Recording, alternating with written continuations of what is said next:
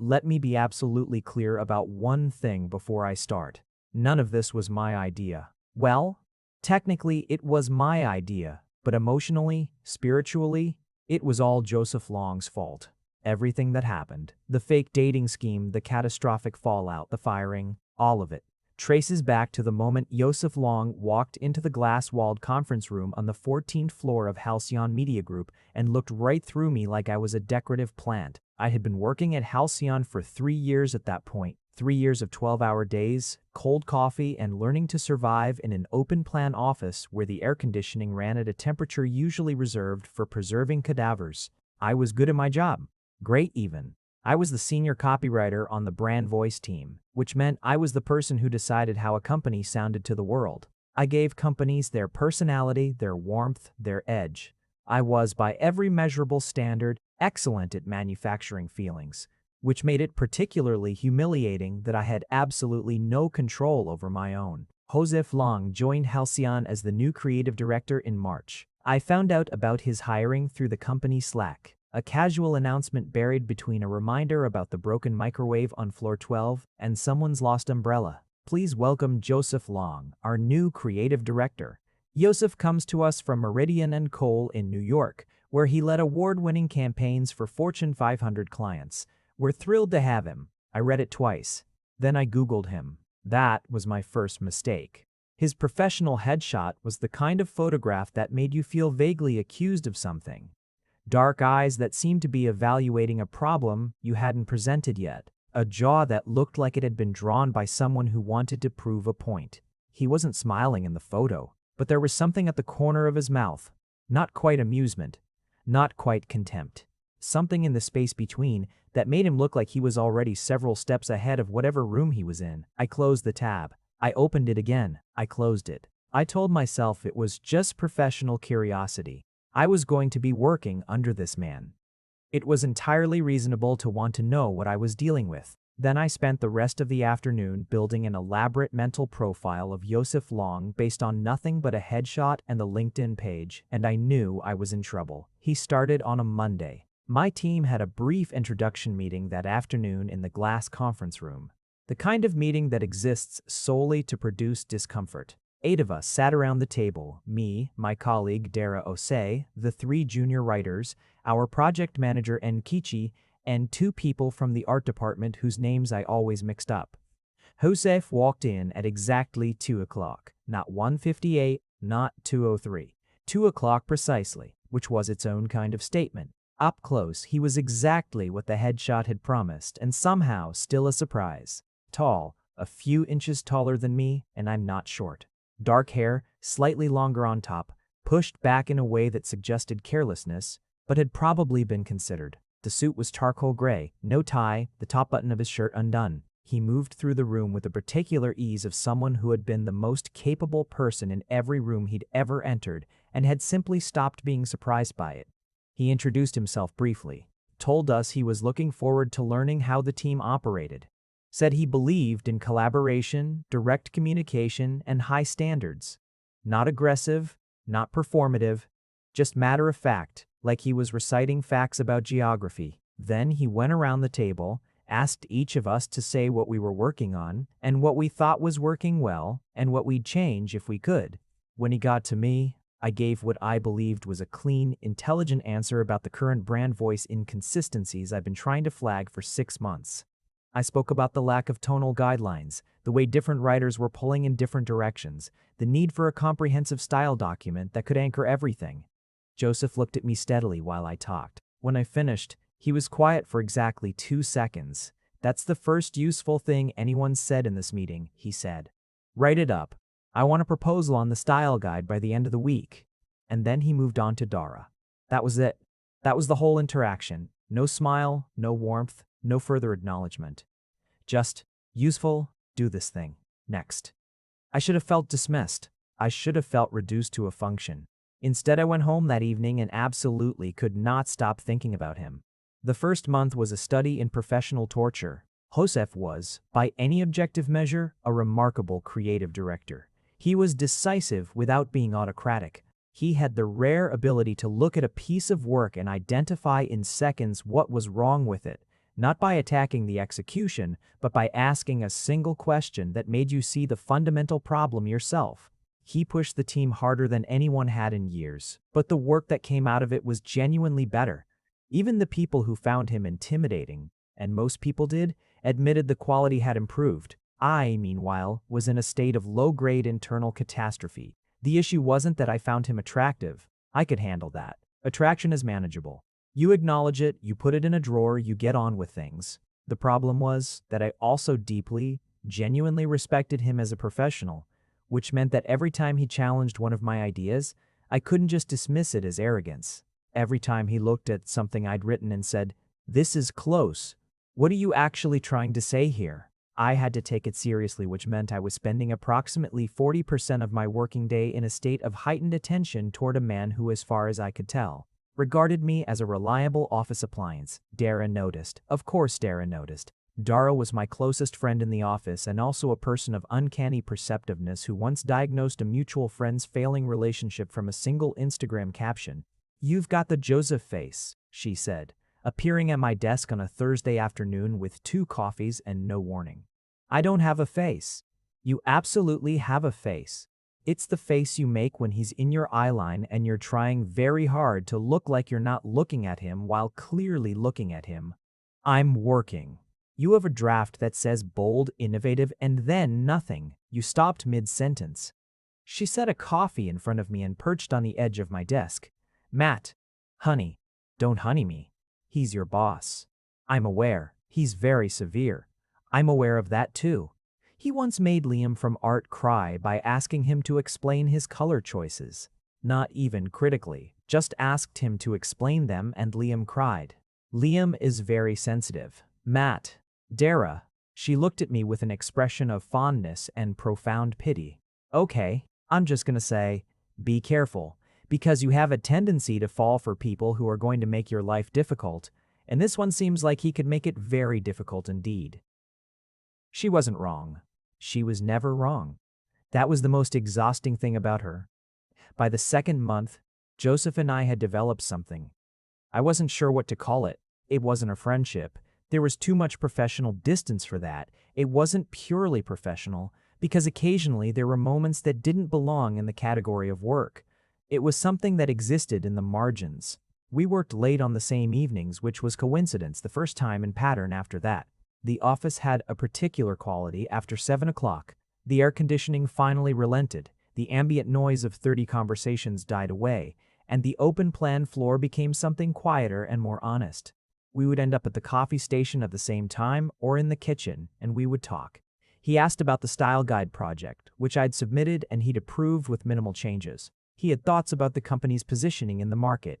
He had opinions, strong, considered ones, about what good writing actually did versus what it performed.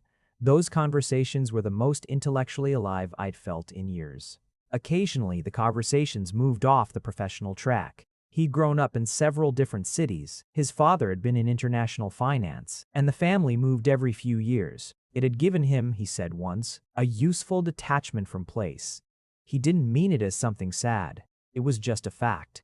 The way he stated facts about himself, without self-pity, without performance, was something I found quietly extraordinary. Once, very late on a Friday, after everyone else had gone and we'd both been in for 11 hours, I said something that made him laugh. A real laugh. Not the controlled, brief acknowledgement I'd seen him deploy in meetings, but something spontaneous and genuine that rearranged his whole face. It lasted about 3 seconds. Then he composed himself and looked slightly annoyed, like his face had done something without authorization. I thought about that laugh for days. Stian hired a new account manager named Caden Park. Caden was 26 to my 31, with the kind of easy confidence that came from being conventionally attractive and knowing it without being insufferable about it. He was good at his job, quick, sociable, the kind of person who remembered everyone's coffee orders within a week. He and I ended up working on the same client account, a rebrand for a logistics company that was trying very hard to seem human, and we got along well. He asked me to get a drink after work about 3 weeks in. I said yes, thinking it was a work thing. It became clear fairly quickly that it wasn't a work thing. I liked Caden. He was warm and funny and uncomplicated in a way that felt like standing in sunlight after months in a cold office. But the evening had this peculiar quality, which was that I kept thinking about Joseph, not in the obsessive way, just a steady undercurrent, a kind of comparison I couldn't stop making. Caden said something clever, and I thought, Joseph would have gone further with that. Caden made me laugh, and the laugh felt light, pleasant, surface level. Different from the 3 seconds of seeing Joseph's face rearranged. I went home and sat with myself for a while and tried to be honest about what was happening. The honest answer was, I was starting to feel things about Joseph Long that had moved well past professional admiration, and there was nothing I could do about it, because he was my creative director and he showed no indication of seeing me as anything other than a competent senior copywriter who occasionally produced useful proposals. The other honest answer was, I was 29% tempted to go out with Caden again. Not because I was particularly interested in Caden, but because there was a smaller, pettier, more embarrassing part of me that wanted to see what Joseph would do. I told myself that was a terrible idea and went to bed. I want to be very clear that I did not immediately pursue the terrible idea. I held it at arm's length for 2 full weeks. I had conversations with myself about dignity and professionalism and the importance of not using a real human being as a prop in my own emotional theater. Then Joseph Long sat down across from me in a client feedback meeting and said about the campaign headline I'd spent 3 days writing that it was almost there, and something about the way he said it, that particular tone, that particular look, like he could see exactly where my thinking had stopped short and wanted me to see it too, made me want to crawl out of my own skin with some combination of humiliation and something I refused to name. I went to drinks with Caden that Friday. Here's what I told myself. It was just drinks. Caden knew I wasn't looking for anything serious. We were friends who occasionally had drinks. There was nothing manipulative about having a social life. Here is what I was actually doing. Arriving to those drinks having thought very carefully about what I was wearing, knowing that Joseph also sometimes went to the bar 2 blocks from the office on Friday evenings, and not hoping he'd be there. He was there. I spotted him at the bar with 2 people from the strategy team, a drink in front of him, looking at his phone with the focused expression of someone who found even their leisure time something to be managed efficiently. I'd chosen a table far enough away to seem coincidental, close enough to be in his peripheral vision.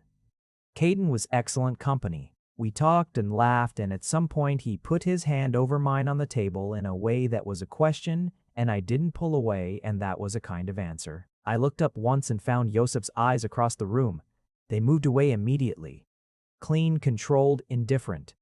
The reasonable interpretation was, he'd noticed 2 colleagues and looked away because there was nothing to see. The interpretation I was operating on at 11 o'clock that Friday, slightly warm from 2 drinks and more than slightly desperate, he'd looked away too quickly. The indifference had been calibrated. There had been a fraction of a second before the look away where his expression had done something. I was probably inventing this. I was aware I was probably inventing this, but I went home that night with something that felt like momentum. Over the following 2 weeks, Caden and I went out 3 more times. Each time the emotional accounting in my head was 30% genuinely enjoying Caden's company, which felt real and something I was glad of, 70% in a state of constant low-level awareness of what Joseph might or might not know about my social life. It is not a period of my life I look back on with tremendous pride. The problem, one of several problems, was that I hadn't been honest with Caden. He thought something real was developing. He was attentive and kind and making plans, and I was, in my worst moments, nodding along while using him as a human chess piece in a strategy against a man who didn't even know he was playing. Dara found out, of course. You're doing the thing, she said. What thing? The thing where you use a nice person to make an unavailable person pay attention. That's a very uncharitable framing. Is it inaccurate? I didn't answer. Matt. She leaned forward. Caden is a good person, and you're not a bad person, which means if you keep doing this, you're going to make both of you feel terrible. I like Caden. Liking someone isn't the same as being fair to them. Maybe I'm trying to move on. Maybe seeing Caden is how I get over whatever this is with Joseph. Dara looked at me for a long moment with an expression I can only describe as sorrowful patience.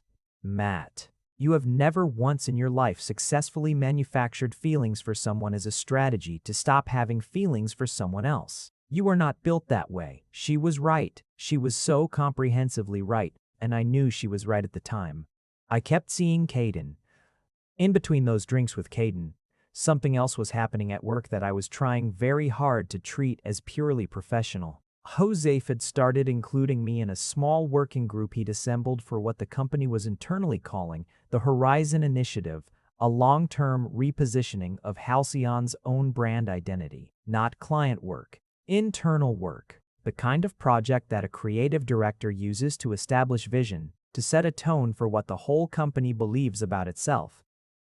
There were 6 people in the working group: me, Dara, 2 people from strategy, 1 from design, 1 from the brand team. We met on Wednesday mornings in the small conference room, not the glass-walled one on 14, but a warmer one on 12, with actual walls and a window that faced east. Josef ran the sessions differently than he ran everything else. Less directive, more exploratory. He asked questions and let them sit in the room for a long time before he offered anything himself. Once he asked the group, "What is the most honest thing we can say about what this company does?" The room went quiet the way rooms do when people are genuinely thinking versus the quiet of people waiting for someone else to speak first. I said, "We tell people who they are when they don't know how to say it themselves." Josef looked at me for 3 seconds. Then he wrote it on the whiteboard without commenting and moved on. Afterward, when the session broke up and people filtered out, he held back. Not overtly, just a fractional delay. The kind that could be accidental. "That line," he said, "it might be too conceptual for actual copy." "No. It's the brief. That's what we're doing. Write it as a brief." He picked up his notebook, 1 page. For next week, I wrote the brief. It became the foundation of the entire Horizon repositioning, which Halcyon later used to win a major industry award. Josef credited it in the award submission as collaborative work by the Horizon Group. He also, on the day the submission was filed, sent me a message on Slack that said, "Good instinct." The first version usually is, I read it 6 times.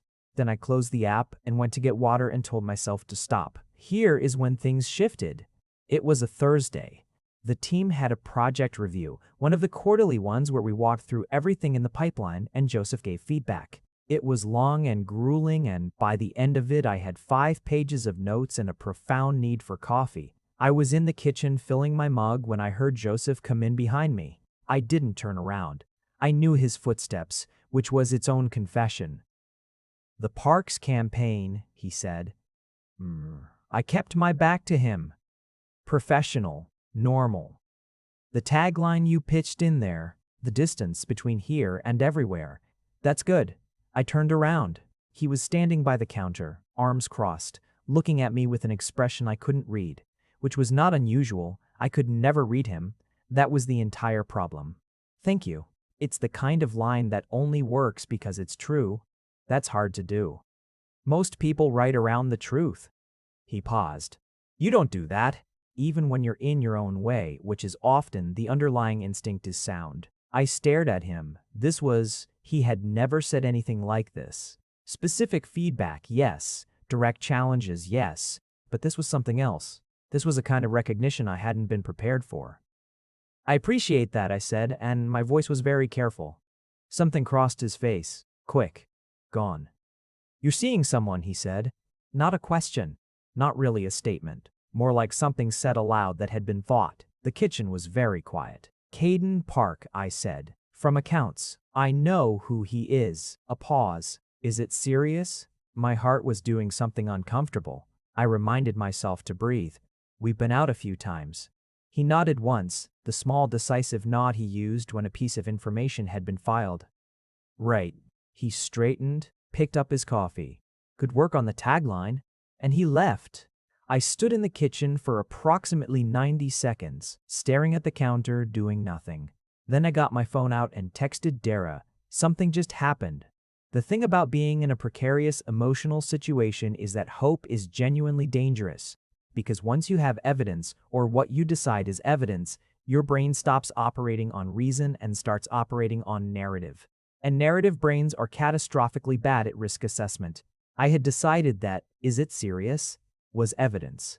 I had decided that the 3-second pause before he asked, and the particular quality of his expression when I answered, was evidence.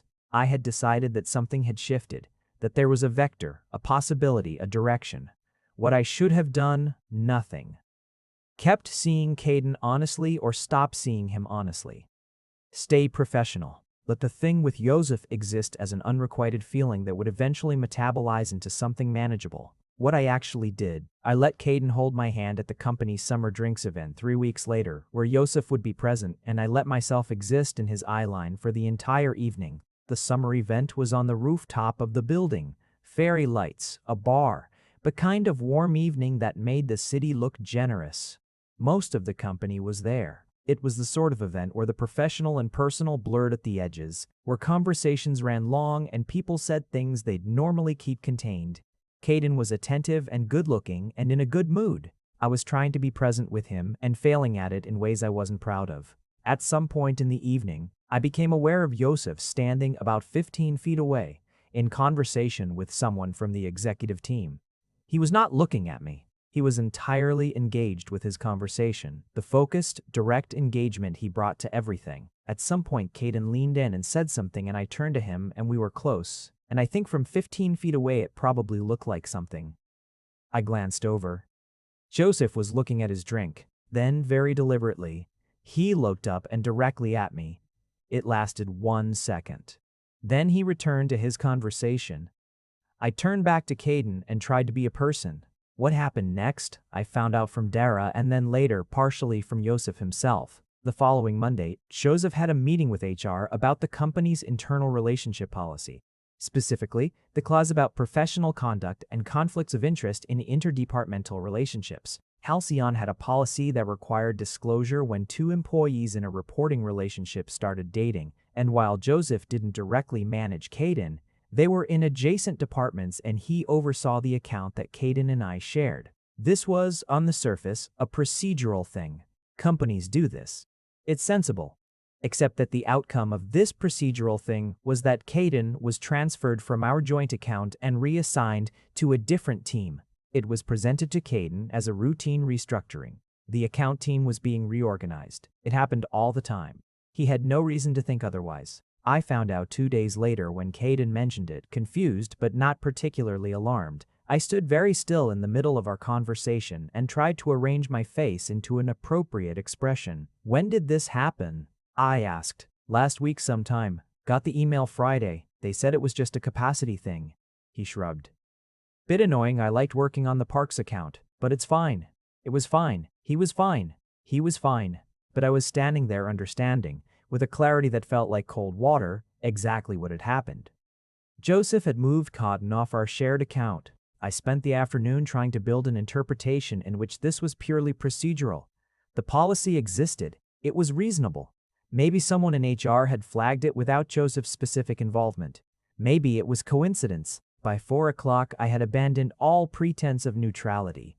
I knocked on the door of Joseph's office. He had a real one. Glass-walled, corner-facing, the kind that said this person makes decisions, and when he looked up from his screen and said, "Come in," I did.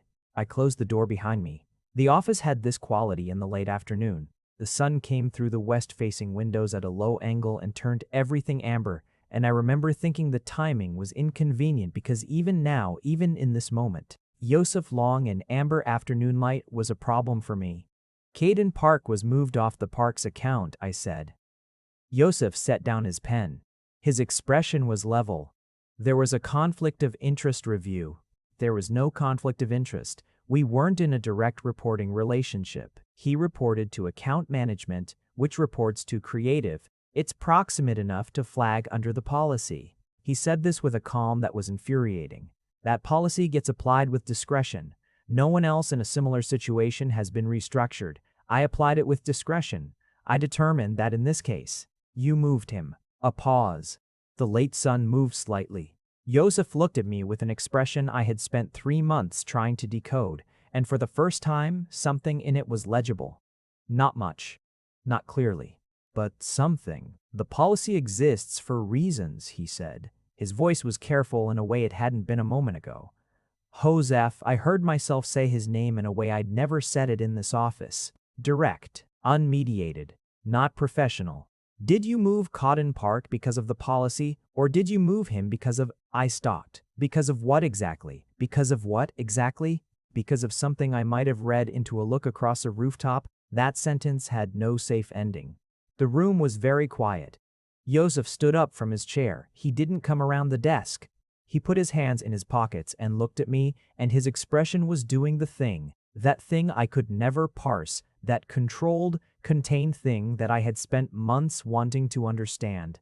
The policy was followed correctly, he said. HR signed off. That's not what I asked. He looked at me for 3 long seconds. Then, is there something else you wanted to discuss? Dismissal. Clean, controlled, definitive. I left. I called Dara that evening and told her everything in one long, continuous sentence that lasted approximately 4 minutes and contained no punctuation. When I finished, she was quiet for a moment. He fired him, she said. He didn't fire him. He reassigned him.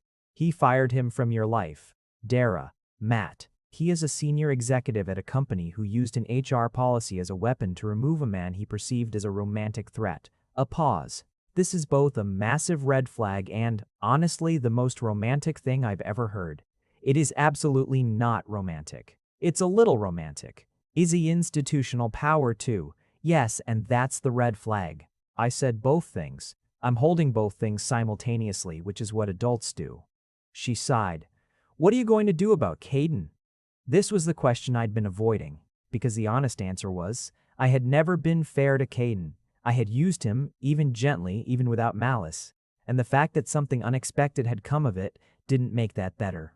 If anything, it made it more important to be honest now. I need to talk to Caden, I said. Yes, you do. And then I need to figure out what's actually happening with Joseph. Also yes. Another pause. For what it's worth, and I want to be careful how I say this, I've seen how he looks at you when you're not looking at him. My heart did the thing. I told it to stop. How does he look at me? Like you're a problem he can't stop working on. She sounded fond and slightly sad.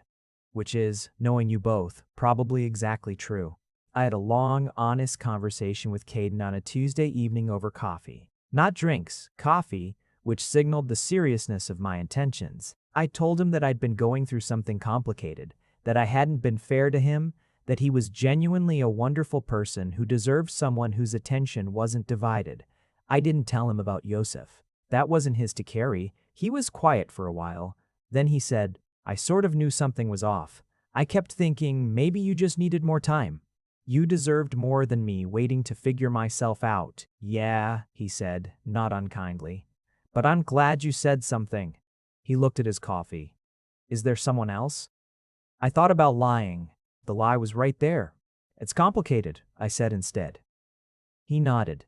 Seemed to accept this. We sat for a while and talked about other things. The parks account, a film we'd both seen, the broken microwave, and when we left, we hugged briefly, and it was the kind of ending that felt clean. Not painless, clean. I walked home alone and thought about what came next. Here is something I knew about Joseph Long. He was direct. He said what he meant in professional contexts, with very little decoration. He asked questions and expected honest answers. He did not, in my experience, respond well to avoidance. The thing I had never done, the thing I had been orbiting for months, was be direct back. I had let things accumulate in the unspoken space between us. I had made moves without making my intentions clear. I had watched and waited and tried to read signals instead of simply saying the thing. I was 31 years old. I wrote words for a living. I was gonna go say some. I went into the office the next morning and sent Joseph a message on Slack asking if we could meet to discuss something outside a formal work context. Could I take 30 minutes of his time? Not as his direct report, but as a colleague outside the office at his convenience. His response took 40 minutes, which was long for him. He usually replied within 5. Sure. 6 p.m., the coffee place on Meridian. You know it? I did know it. The coffee place on Meridian was small and warm and smelled like cardamom. Joseph was there when I arrived. At a table in the back corner. No laptop, no phone on the table. Just him, a coffee, and the particular expression of someone who has prepared themselves for a conversation. I sat down. Ordered. Let a moment pass. I owe you an honest conversation, I said. His eyes were steady, waiting. I wasn't being fully honest with myself for the past few months about what I wanted and what I was doing about it, and that affected how I behaved with Caden and I paused. And around you. No response. Absolutely no readable response. He was made of stone. I pressed on. The thing with Caden. I don't think I was ever genuinely invested in that. Which isn't fair to him. I've talked to him. We're on good terms now. But I want to be honest about why I was in that situation, and I think part of it was that I was trying to. Every word felt like walking on something unstable. I was trying to make you notice me, I said. In a way I wasn't willing to do directly, which was cowardly, and I'm sorry for that. The silence lasted long enough that I started planning an exit strategy. Then Joseph said, "What do you want, Matt?" His voice was quiet. Not cold. Quiet. "I want." The direct answer. Be direct. I want to know if what I think has been happening between us is real. If it's something you've been aware of. If it's something you... I looked at my coffee. If it means something to you, or if I've been constructing something entirely in my own head. A pause. Why did it take you this long? I looked up. His expression had changed. Not dramatically. Nothing about him was ever dramatic. But something had shifted. Something less controlled. Because you're my boss, I said. Because you're the most unreadable person I've ever met. Because every time I thought I saw something, I talked myself out of it. The rooftop event, he said. Yes, you were with him and you kept. He stopped. Said something quieter, almost to himself. Then, I moved Caden off your shared account. I know. That was inappropriate use of policy, and I know that. He looked directly at me. But I want to be accurate, it wasn't punitive toward him. I wasn't thinking clearly about the implications for him. I was thinking. Another pause, and this one had a quality I hadn't seen in him before. The quality of a man choosing honesty over composure. I was thinking about you, which is also something I should tell you has been a consistent problem since about 3 weeks after I joined this company. The cardamom smell. The warm light, his voice saying a consistent problem since about 3 weeks after I joined this company. 3 weeks, I said. You came into the onboarding meeting with 6 specific observations about structural issues in the brand voice strategy and a clear framework for addressing them, and you said them directly and without performing them, and I thought, a brief pause, something almost like wryness. I thought this is going to be a problem. Because of the policy. Because I wanted to impress you, he said, with the same tone he'd once used to describe logistics, and I don't. He looked slightly pained. I'm not accustomed to that. I sat with this information, let it settle. Joseph, I said carefully, are you telling me you spent 3 months trying to impress the person who reports to you, while I spent 3 months fabricating a fake situationship to get your attention? Something shifted in his face, the corners of his mouth. 3 seconds this time, maybe 4. That's an accurate summary, he said. I want to be honest about what came next, because I think stories that stop at the moment of mutual confession do a disservice to everyone. What came next was complicated. There was the question of the policy, not Caden's reassignment specifically. That had been handled, and Joseph had, on his own initiative, spoken to HR about restoring Caden to his original position with a proper explanation that had nothing to do with us.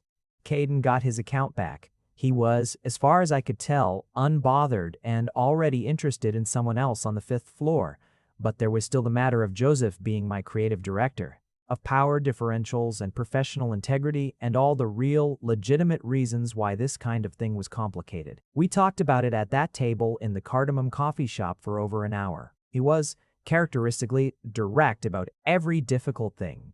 The conflicts it would create, the perceptions it might invite, the fact that he would need to recuse himself from any formal evaluations of my work. He wasn't building reasons to stop. He was building the honest picture of what proceeding would mean. I'm not interested in something that compromises either of our professional reputations, he said. Or that's unfair to the team. Neither am I. So we'd be transparent. I disclosed to HR and to the management layer above me. We establish what appropriate distance looks like in work contexts. He looked at me. Does that feel manageable to you? It was such a Joseph way to approach this methodical, honest, thorough. I found it deeply endearing in a way I probably shouldn't have admitted immediately. Yes, I said. It does. Another pause, quieter this time. I should also say, he added, that I'm sorry about Caden. It wasn't, I handled that badly. using process as a substitute for honesty. You could have just told me how you felt. I could have just told me how you felt. I could have. He held my gaze. I'm telling you now. You are, I agreed. Finally, the almost smile. The corner of his mouth, the thing I had been cataloging for months. You're going to be very difficult, he said. You handled a whole company's brand voice problems in your first month and you're worried about me? This time the smile was real. Brief, real, slightly disbelieving, like he was still surprised his face could do that. There are things I want to tell you about the months that followed because I think they matter. The disclosure conversation with HR was uncomfortable and handled well.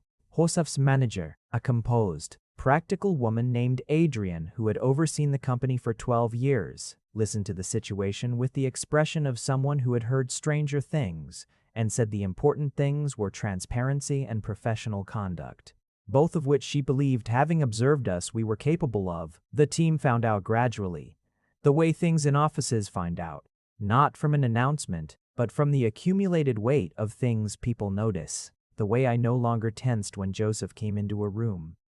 The way he occasionally directed a question to me with a fraction more directness than was strictly necessary. Dara, who already knew, said nothing but started giving me the expression of vindicated prophecy on a regular basis. Most people were, to my relief, unbothered. Nietzsche from project management said, I had a feeling, with the satisfaction of someone completing a crossword. Liam from art, who had famously cried during a color critique, hugged me in the kitchen and said, You deserve something good, with a sincerity that made me genuinely emotional. The junior writers on the team behaved with studied professional normalcy that told me they'd been briefed by Dara and sworn to decorum. The only genuinely awkward moment was with a senior strategist named Paul who had, without my awareness, apparently harbored his own feelings about Joseph for most of the preceding year. He was not rude about it. He was dignified and quiet and moved his desk to the other side of the floor, which I respected enormously. Working in proximity to someone you're developing real feelings for is different from the spectacular mess of the months before. It's quieter. The awareness doesn't go away. If anything, it intensifies, because now it's grounded in something real rather than projected onto uncertainty, but it settles into something you can carry without it destabilizing you. I watched him in meetings and found the things I'd always found compelling about him. And now I could also know that he went home to an apartment that was spare and ordered and had an inexplicable shelf of paperback thrillers that he was slightly embarrassed about, that he made good coffee and bad breakfast decisions, that the controlled, precise person in the conference room was also the person who at 11 on a Saturday was a little loose and a little warmer and would tell me things with a candor he didn't have access to under fluorescent light. He was exactly as difficult as promised, demanding in ways that were sometimes exhausting. He had high standards for everything, including me, and would not lower them for the sake of comfort, which was occasionally infuriating, and ultimately, I think, one of the things I loved most about him. He pushed me in ways that were genuinely good for my work and my thinking, and the challenge of it, the challenge of him, was something I hadn't known I was hungry for until I had it. There were arguments. Actual, genuine disagreements, mostly about work at first because that was the language we both spoke most fluently. Once about 3 months in, we had a disagreement so protracted and invested that it ran from a Wednesday afternoon meeting all the way through a shared dinner and ended with both of us sitting on his apartment floor at 11 at night with printed drafts spread between us like evidence, arguing about whether a particular campaign positioning was emotionally truthful or just emotionally adjacent. He was wrong, for the record. Or at least, I was right about the specific thing, and he later acknowledged it in his particular way. Not with an apology exactly, but with an adjustment of position that was as honest as any apology. I told him he was infuriating when he refused to admit fault directly. He told me I was infuriating when I needed to hear the words out loud, rather than seeing the action.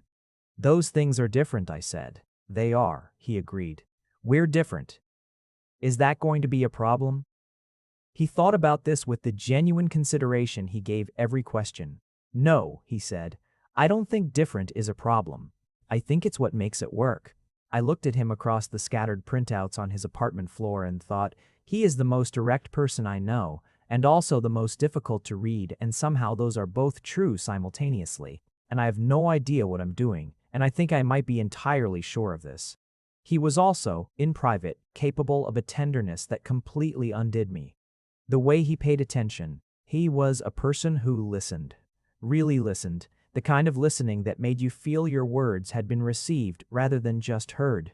Once on a quiet evening, I told him about a piece of work I was genuinely proud of. Nothing important, just something I'd written for myself, not for a client. And he read it carefully.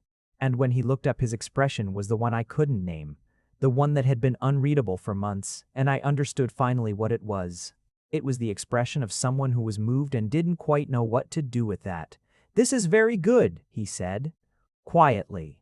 Coming from Joseph Long, those 4 words were the equivalent of a standing ovation. There was also this. About 6 weeks after we started seeing each other properly, I came into the office on a Monday after a difficult weekend. Nothing dramatic, just the low-grade accumulation of small things. A conversation with my mother that hadn't gone well, a piece of work I'd convinced myself was wrong. The ordinary weight of a life that occasionally requires maintenance. I wasn't visibly anything. I was fine, professionally. Joseph saw it. He didn't say anything in public. He waited until we were in the small conference room alone under the pretense of reviewing a document, and then he set the document aside and said, "What happened this weekend?" Not, "Are you okay?" Not, "You seem off." Just, "What happened?" stated with the directness he applied to everything. I told him. The whole messy, unimportant accumulation of it, the things that were too small to justify feeling bad about but that had piled up anyway. He listened. Didn't try to solve it. Didn't offer reassurance I hadn't asked for. Just received it. At the end he said, "That sounds like a lot for 2 days." "It's not a big deal." I didn't say it was a big deal. I said it sounds like a lot. He looked at me. "You don't have to make it small." That was it. That was the whole thing. But I thought about it for days afterward. The particular gift of someone refusing to let you minimize yourself, not by inflating the problem, but by simply saying, "You don't have to make it small." I had been making myself small around him for months before the coffee shop. Choosing indirection over honesty, implication over statement, performance over truth. The irony was not lost on me that the person I had the most difficulty being direct with turned out to be, once I finally managed it, the person most equipped to handle my directness. Dara was insufferable about it in the best way. "I called it," she said, roughly 6 weeks after the coffee shop conversation. We were eating lunch at our usual spot 2 blocks from the office. "I called it from day one. You told me to be careful. Being careful is not the same as being against it. I told you to be careful because you were about to do something chaotic, which you then absolutely did, and it somehow worked out anyway, which I did not predict but am delighted by. You predicted Yosef's feelings before I did." "Yes," she looked pleased about this. "I'm very good." "He fired a man," I pointed out, "over me, reassigned." Dara. "Over me, reassigned." Dara. "He also fixed it, and he disclosed everything to HR and handed over your performance evaluations to an external process. He handled the aftermath professionally and honestly." She tilted her head. "The firing was a problem. The handling of the problem was actually quite mature. I thought about this." "He's going to be a lot," I said. "You are also a lot," she said. "You spent 3 months manufacturing a fake relationship to make your boss jealous. You are not a low-drama person, Matt." This was fair. She ate a fry thoughtfully. "Can I say one more thing? You're going to say it whether I say yes or not. I've known you for 3 years," she said. "I've seen you date people you like but didn't challenge you, and I've seen you date people who challenged you but didn't actually see you. Joseph does both things simultaneously, which is," she paused, "unusual. For you." I was quiet for a moment. "He told me I don't have to make things small," I said. Dara looked at me for a long time. "Yeah," she said softly. "That's the one. There is one more scene I want to tell you because it feels like it belongs here even though it happened nearly a year after the coffee shop conversation, which means I'm jumping ahead. Which means this is less of a linear story and more of what it actually was. A collection of moments that I return to and understand differently each time." Halcyon had its annual creative showcase, an internal event where teams presented the year's best work, framed not for clients but for themselves. The kind of occasion that reminded everyone why they'd chosen this industry in the first place. Joseph presented the Horizon repositioning, the brief I'd written, the whole evolved campaign that had grown from that single line in the Wednesday morning session. He was extraordinary to watch when he presented. all the precision and clarity that made him formidable in meetings, but with something looser underneath it, a genuine investment not just in the craft but in the meaning of the work. He talked about what it meant to help companies find their honest voice, what it required to resist the easy version of a brief and hold out for the true one. At one point he said, "The thing that unlocked this whole positioning, the brief that became the foundation, came from someone on this team who had the instinct to say what the company actually did, rather than what it wanted to sound like. That's the hardest skill in this business, and it's not teachable. You either see the truth in the work or you don't." He didn't look at me when he said it. He didn't have to. Dara, sitting beside me, pressed her shoulder briefly against mine. After the showcase, during the drinks that followed, Joseph found me by the window of the event room. The city was doing its thing outside, illuminated and indifferent and beautiful in the way cities are when you happen to be standing in the right place at the right time. "Good event," I said. "You're not going to say anything about the presentation?" "I thought it was excellent." "Matt, I thought it was excellent," I repeated, and let the pause hold what I meant by it. He looked at me with the expression that had taken me so long to read and that I now recognized as clearly as my own handwriting. The look of someone who was moved and was increasingly allowing himself to show it. "The line was good," he said, "but you knew that. I knew it was right. I didn't know it would become all of that. That's what right things do," he said. "They grow." Outside the window, the city hummed. Inside the room, 30 people from Halcyon ate canopies and talked about their year, and I stood beside Joseph Long, my boss, my problem. The most difficult and most worthwhile thing I had stumbled into, and felt the quiet certainty of something that had started in confusion and chaos and a misused HR policy and had become against all reasonable expectation. Exactly what I wanted. That's what right things do. They grow. The last thing I want to tell you is this. About 4 months in, on a Friday evening that had gone late, Joseph and I were the last ones in the office again. The pattern that had existed before the coffee shop, the two of us and the quiet after 7, and the different quality of conversation hadn't gone away. If anything, it had deepened. We were both finally wrapping up. He'd been reading something and I'd been working on a proposal, and the office had that amber evening quality again, and he closed his laptop and looked over at me. "Do you remember the tagline?" he said. I looked up. "Which one?" "The distance between here and everywhere." He said it the way I'd written it, with the weight of it. "I told you that day it only worked because it was true." "You did." "I wasn't wrong about that." He looked at me steadily. "But I didn't tell you what I was actually thinking." I waited. I was thinking, this person writes things that are true. He can't help it. He paused. "It's rare, and I'd spent a month trying not to think about it. I had written words for a living for 9 years. I had written love letters for clients who couldn't find their own. I had shaped the voice of companies, gave them personality and warmth and the texture of feeling. I did not, in that moment, have a single word." Joseph, watching my face, produced the real smile, the fully committed one I'd only seen a handful of times. The one that rearranged his whole face and made him look like someone different and completely himself at the same time.